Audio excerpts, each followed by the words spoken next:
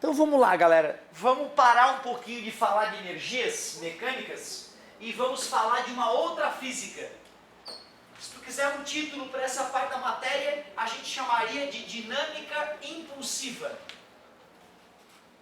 Dinâmica impulsiva, pessoal, na verdade, é criação do Isaac Newton, o mesmo criador das leis de Newton. Na verdade, a dinâmica impulsiva é toda a origem da ideia.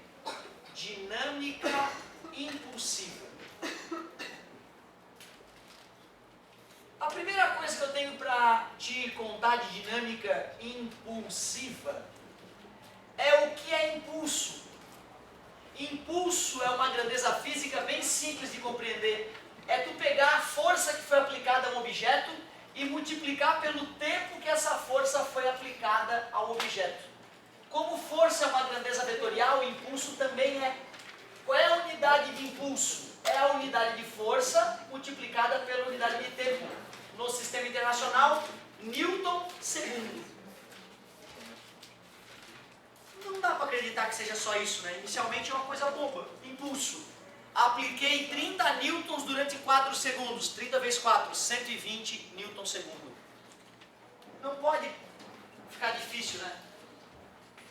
Poder pode. Por exemplo, se a força for variável, a fórmula já não é válida. Só para a força constante. Se a força for variável, eu já vou ter que pegar o gráfico força versus tempo e adivinha o que eu calculo mais uma vez? A área. Se eu calculo a área do gráfico, eu obtenho o impulso. Uma outra grandeza que vai fazer parte de nossas vidas na dinâmica impulsiva é a quantidade de movimento. Quantidade de movimento também é uma grandeza que a fórmula é bem bobinha, ó. Quantidade de movimento é tu pegar a massa do objeto e multiplicar pela velocidade dele. Duas grandezas físicas novas, então, impulso e quantidade de movimento.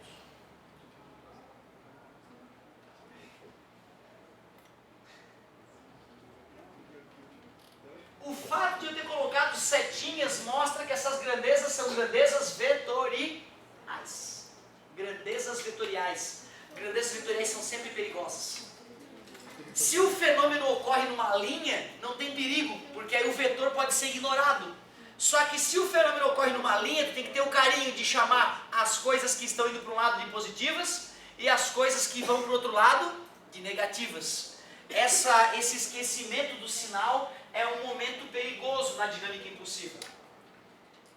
E o teorema aí que vai nos nortear na dinâmica impulsiva é chamado de teorema do impulso no ensino médio.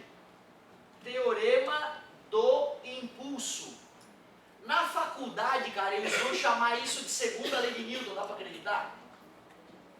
Na faculdade eles vão te confessar que a segunda lei de Newton não é o física, meu amor.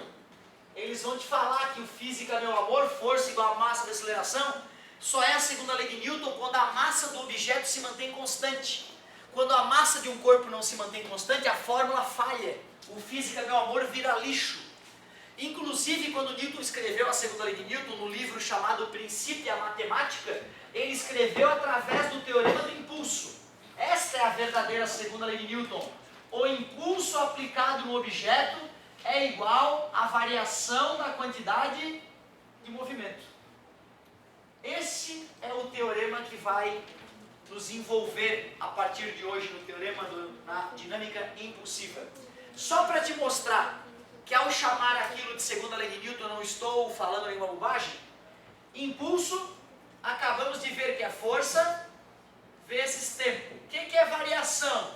É final menos inicial. O que é quantidade de movimento? Acabei de apresentar que é massa vezes velocidade. Se a massa for constante, eu posso colocar o m em ev só se a massa for constante. Se a massa não for constante, eu não posso colocar ali em evidência. Está multiplicando, passa força é igual a massa, v final menos v inicial, é ΔV. Está multiplicando, passou. E o que é a variação da velocidade com a variação do tempo? Aceleração. Te provei então que o teorema do impulso é uma nova forma de apresentar a segunda lei de Newton. Só que o teorema do impulso ele é mais poderoso, ele é mais geral. Ele funciona em situações mais agudas ou mais graves, digamos assim. Quem for para o lado, por exemplo, da perícia, quem for trabalhar com perícia de trânsito, não vai poder largar a dinâmica impulsiva. É através da dinâmica impulsiva que a gente descobre quem matou quem no trânsito, quem é o culpado, quem vai para a cadeia e quem é inocente. Tu vê, né, cara, a boa aplicação da física é que decide quem vai para a cana ou não. Que loucura! Deixa eu dar alguns exemplos para vocês da dinâmica impulsiva. Uma questão clássica que apareceu bem quando o Guga começou a ficar famoso, depois que ganhou Roland Garros. Tu sabe, né, eu sou manezinho da ilha, me considero manezinho da ilha, já que estou vivendo há mais de uma década naquela bela ilha.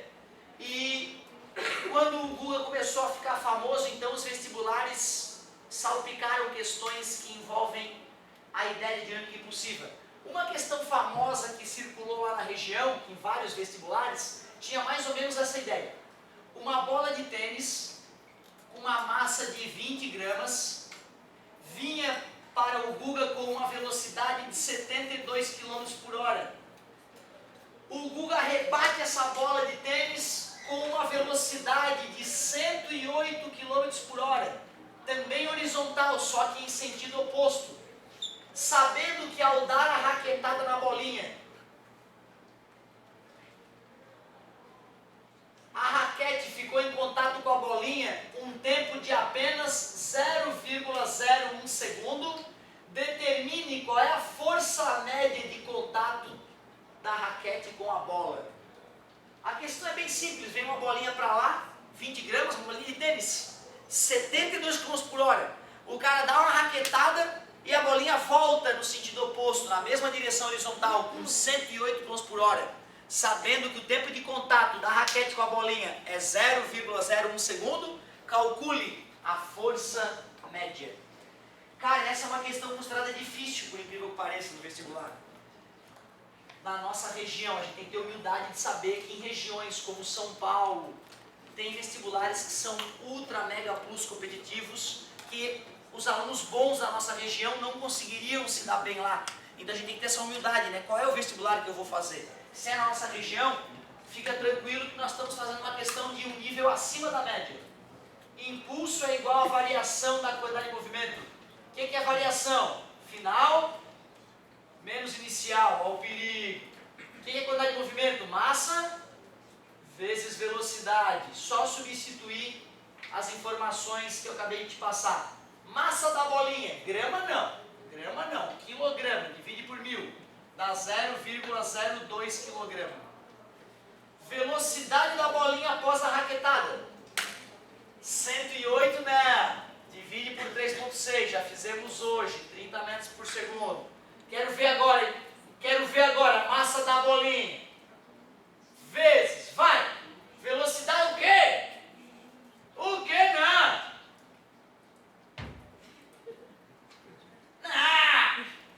Mas muito bom, muito quase.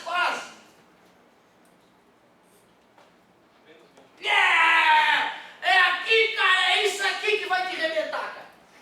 Lembra que eu falei que o perigo era o sinal? Lembra que uma hora eu falei que se para um lado é mais, para o outro lado é menos? Falei que era um momento perigoso? É ali que todo mundo erra. Se tu não errar, tu está acima da média. Quando fores fazer uma questão de algo vetorial que está sucedendo numa linha, se tu não quiser usar as setinhas que são os vetores, tudo bem. Mas se para um lado é mais, para o outro lado é menos. Quando eu disse que esse vetor era mais 30, esse vetor era menos 20. Aquilo ali ferra todo mundo. Até porque menos com menos vai dar mais, vai dar toda a diferença na questão. 0,6, obrigado. Menos com menos mais, 0,4. O impulso aplicado pela raquetada foi 1 Newton segundo. Mas ele não perguntou qual foi o impulso, né? Ele perguntou qual foi a força. Como o impulso é força vezes tempo, se o impulso foi de 1 Newton segundo, eu quero saber a força.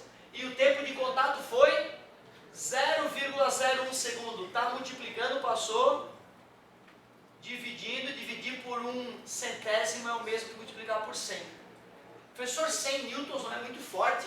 Não, né, gente? É 10 quilos.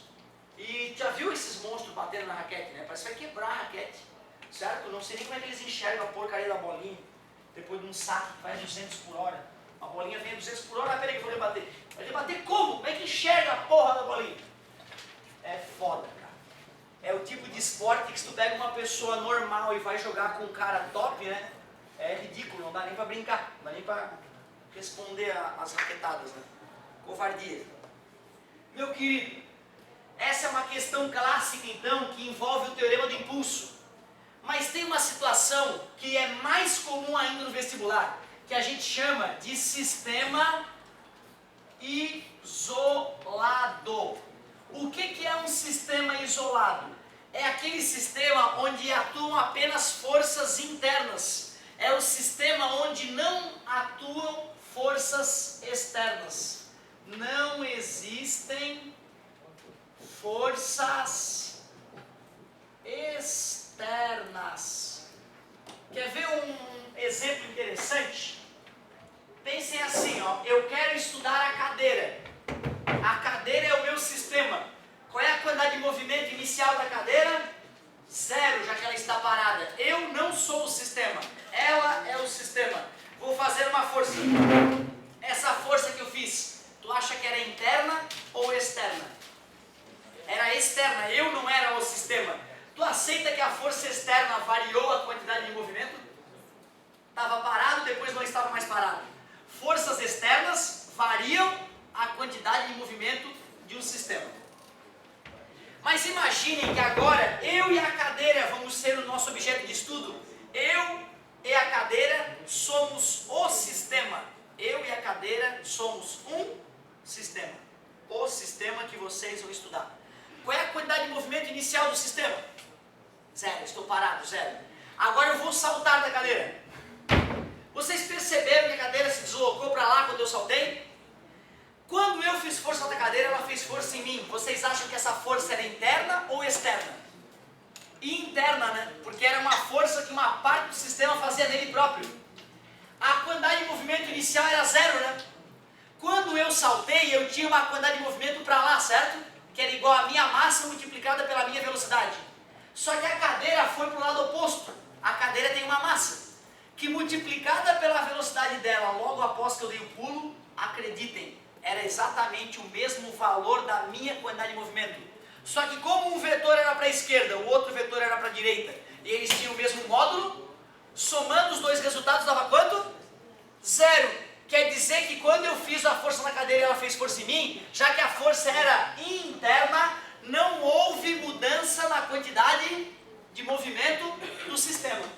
Portanto, sistemas isolados são aqueles onde não existem forças externas. Se não tem força, quanto é que é o impulso?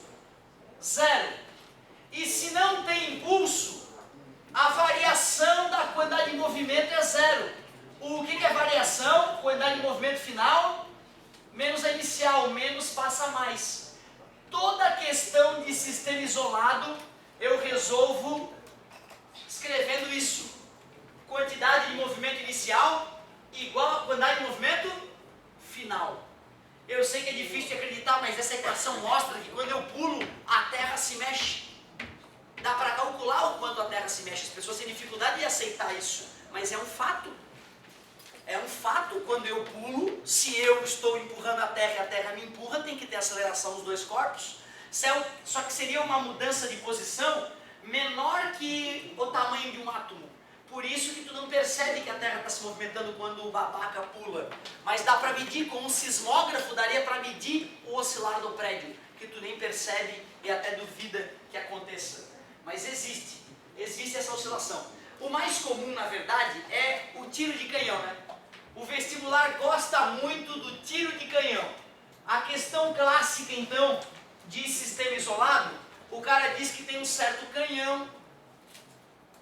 Esse canhão tem uma massa do canhão de 400 quilos, e ele vai disparar um projétil que é apenas de 2 quilos, um projétil inofensivo de 2 quilos. que logo após o tiro do canhão vai sair do cano do canhão com uma velocidade de apenas 150 metros por segundo. A pergunta clássica é: com que velocidade o canhão recua logo na hora que o tiro é disparado? Como o canhão e o projétil formam um sistema isolado, eu posso começar escrevendo que a quantidade de movimento inicial é igual à quantidade de movimento final. Só que antes do disparo, canhão e projétil estão parados, e se estão parados, a quantidade de movimento é nula. Após o disparo, tanto o canhão quanto o projétil têm a sua quantidade de movimento. A quantidade de movimento do canhão é a massa vezes a velocidade do canhão. A quantidade de movimento do projétil é a massa vezes a velocidade do projétil. Massa do canhão, 400 kg. A velocidade do canhão, quero descobrir. Massa do projétil, 2 kg. Velocidade do projétil, 150 metros por segundo. 0 é igual a 400 VC mais 300. Mais passa, menos. Está multiplicando, passou, dividindo. A velocidade do canhão fica menos 300 dividido por 400. Corta os zerinhos, 3/4, ou se preferirmos, menos 0,75. Por que menos? Porque o canhão vai no sentido oposto do projétil. Por que que a velocidade foi de 150 para 0,75? Por que que ficou dividido por 200 a velocidade? Porque a massa do canhão era 200 vezes maior. É por isso que é tão perigoso com um carro bater num caminhão. Porque para cada 100 quilos a mais que o caminhão tem, a mais que o carro, aumenta em 10% a chance de sobrevivência do caminhoneiro. Como um caminhão tem toneladas a mais que o carro, a chance de sobrevivência do caminhoneiro é 10.000% maior que a do motorista do carro. Isso ocorre de uma caminhonete para um carro também. Isso é um problema tão grande de saúde pública no mundo todo, pessoas de carros maiores matando pessoas de carro menor no trânsito, que os Estados Unidos fez uma legislação nos últimos anos que pune o dono do carro maior caso ele não tenha cuidado com o dono do carro menor. Então hoje em dia não adianta ter uma puta numa caminhonete e sair passando por cima das pessoas, porque a legislação já está de olho e pune a pessoa. A pessoa que tem o carro maior tem o dever de proteger a pessoa do carro menor, porque na hora da pancada, quem tem a maior massa se dá bem, sofre menos mudança de velocidade e morre menos. Como assim, professor? Morre menos? Morreu meia? Não. É estatisticamente, né? As pessoas que estão no carro de massa maior têm menos chance de morrer. Certo, galerinha? Obrigado pela paciência e pela atenção. Façam exercícios, tragam dúvidas e tudo vai dar certo.